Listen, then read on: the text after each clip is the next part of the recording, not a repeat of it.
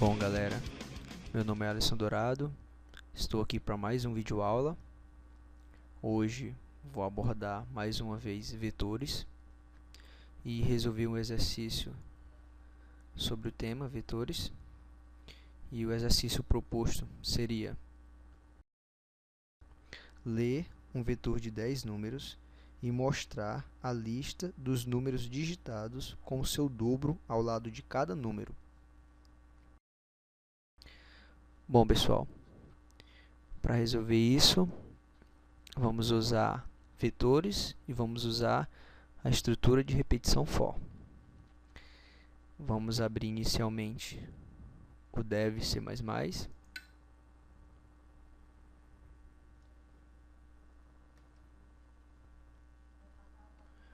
Vamos abrir um novo projeto. Vamos vir em File, New Project, Console Application. Colocamos o nome do nosso projeto. Apertamos em OK. Vamos salvar nosso arquivo .dev. Salvar. A princípio, ele vem com essa estrutura. Vamos apagá-la. Vamos incluir as bibliotecas padrões da linguagem C. Include stdio e include stdlib.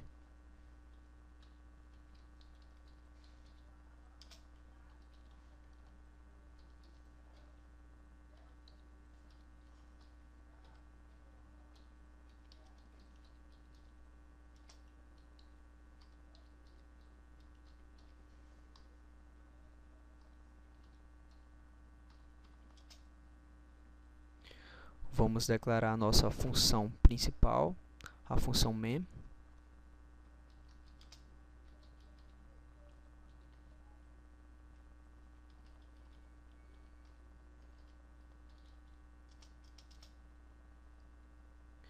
Dessa forma, podemos declarar o nosso primeiro vetor. Já que o exercício proposto pede para lermos 10 números, então vamos declarar um vetor com posição 10 posições, um vetor do tipo inteiro. Vamos colocar o seu tipo primitivo. Int, o nome do nosso vetor, que vou colocar como V.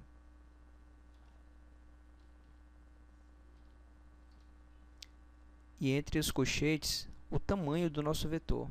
No nosso caso, 10. Desta forma, o nosso vetor de tamanho 10 já está declarado. Agora, vamos entrar com os valores nesse vetor. Bom, vamos criar nossa estrutura de repetição for para entrar com os valores neste vetor. For, declaramos a variável de controle,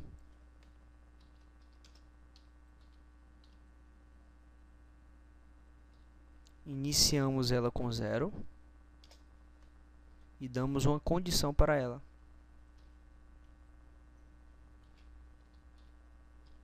Dizemos que a condição é que i vai até menor que 10. E implementamos o i com i++, ou seja, i recebe i mais 1. Abrimos o nosso escopo da nossa estrutura de repetição for e fechamos.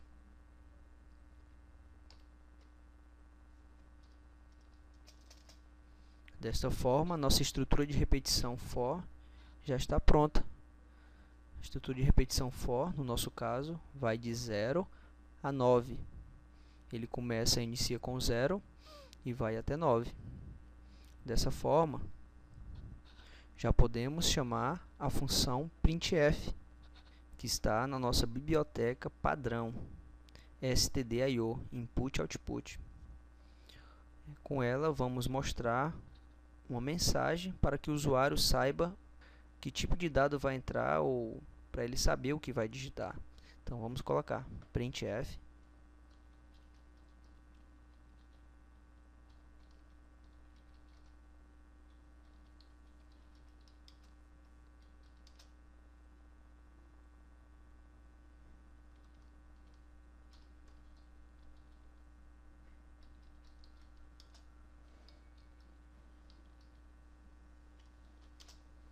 digite o número inteiro. Essa mensagem vai aparecer a cada laço que eu for implementar, essa mensagem vai aparecer. Agora temos que chamar outra função que se chama scanf, que também está na biblioteca stdio. O scanf ele vai entrar com o valor. A cada implemento do for, ele vai ser uma função de entrada. Então vamos declarar scanf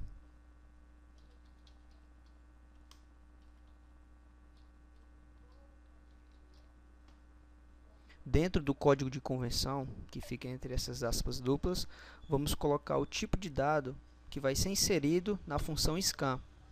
No nosso caso, o tipo inteiro. Vamos representar com o %d.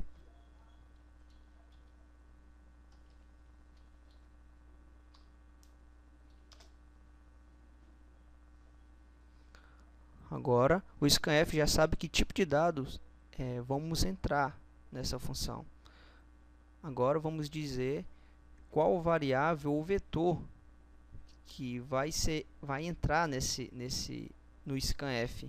E nós já estamos dizendo que a variável ou vetor ou dado que vai entrar vai ser um número decimal. Agora vamos dizer a variável que vai entrar. No nosso caso, o nosso vetor. Vetor índice i. O i ele vai de 0 a 9. A cada implemento ele vai entrar com um valor. A cada laço ele vai entrar com um valor. O primeiro laço na posição 0, segundo laço na posição 1, terceiro laço na posição 2 e assim sucessivamente. Agora, para informarmos para a função scanf que ela tem que alocar um espaço de memória para esse vetor, temos que indicar com o i comercial na frente da variável do vetor. Desta forma, estamos dizendo para o scanf que ele tem que alocar um endereço de memória para esse vetor ou variável. Pronto. Agora, vamos chamar a função system, que está na biblioteca stdlib. Esta função system ela funciona para pausar o nosso programa, o nosso algoritmo. Ela vai pausar para que possamos ver o que está escrito, o que nós digitamos e que tipo de dados a gente entrou. Então, vamos chamá-la system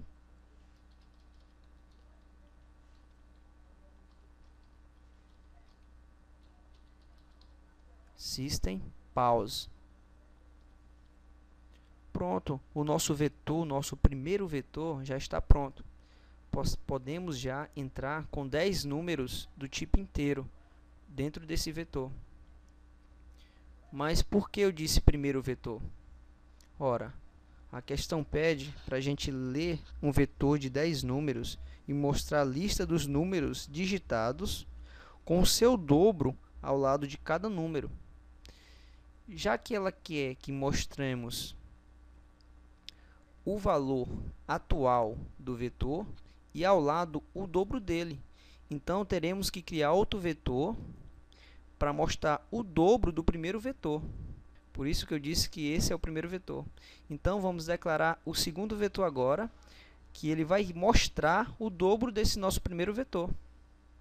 Então, vamos de novo aqui em cima e vamos declarar o nosso segundo vetor.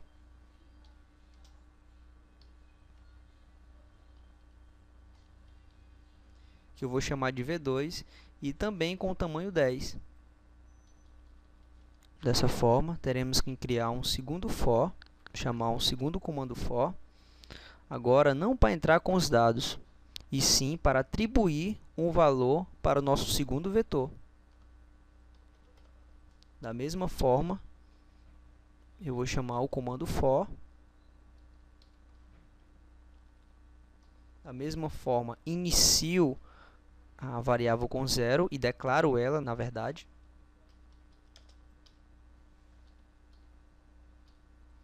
Agora você poderia dizer, por que i também? Por que que aqui no primeiro for é i e no segundo for também é i? Mas aqui já não declarei uma variável com o nome i? Sim, mas essa variável com o nome i, ela só vale dentro desse for, dentro desse escopo. Fora desse escopo, essa variável i, ela não é mais visível, ela não funciona. Então, essa variável i, que é uma variável de controle, ela só funciona dentro desse for. Por isso, eu posso declarar outra variável com o nome i nesse for, porque ela também só vai valer dentro desse for. Vamos dizer a condição da mesma forma, i menor que 10, e implementar i++.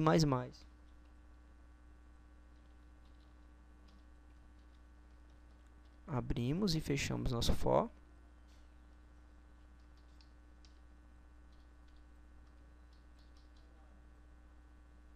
E agora não entraremos com o valor, e sim implementaremos o dobro do valor do primeiro vetor no vetor 2.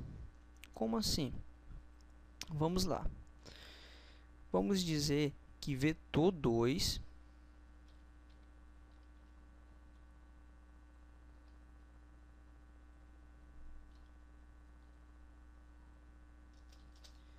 que é o segundo vetor que declaramos, vetor 2 índice i, que vai de 0 a 9, recebe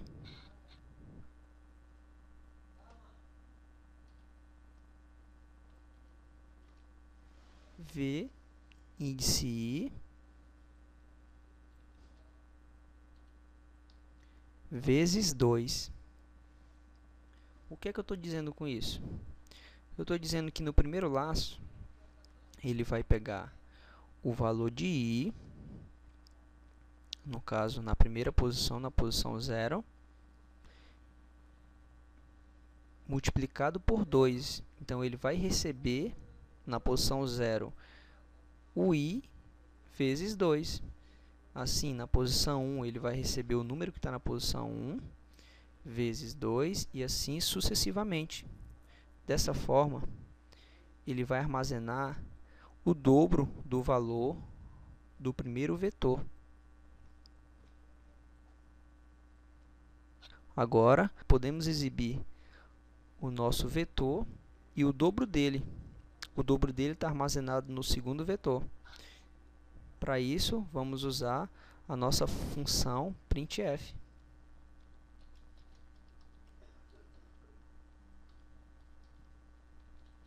Dentro do nosso código de formatação, vamos escrever o vetor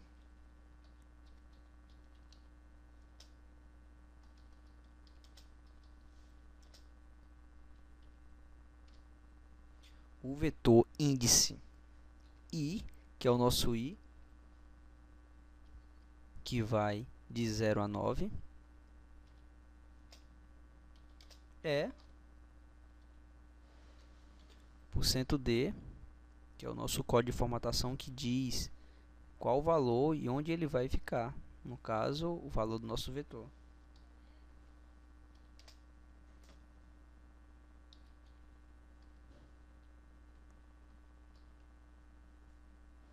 E o dobro do valor?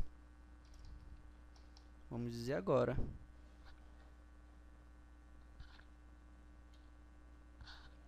E o seu dobro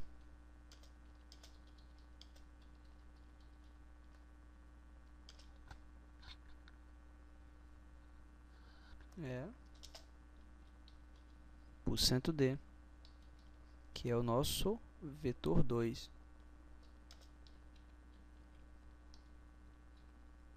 Também índice i.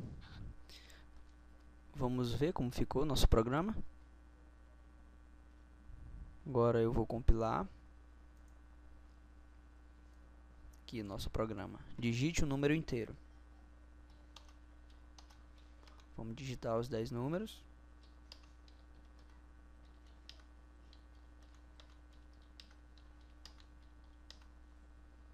Pronto, apareceu, mas apareceu de forma desordenada, né? Então, o que podemos fazer para resolver essa questão?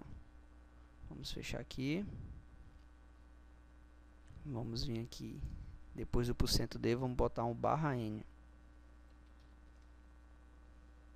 Vamos rodar de novo.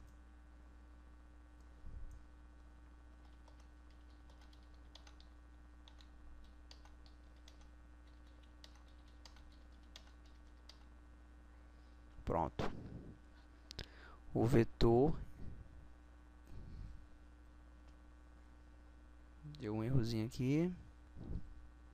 Deu um errozinho aqui, porque aqui no caso o vetor i, que é o nosso i que vai de 0 a 9, eu também tenho que declarar ele aqui. E aqui eu não vou botar i, também vou botar o %d, que é indicando essa variávelzinha i que vai de 0 a 9. Então vamos rodar nosso programa novamente. Vou aqui em compilar. Aqui, digite o número inteiro.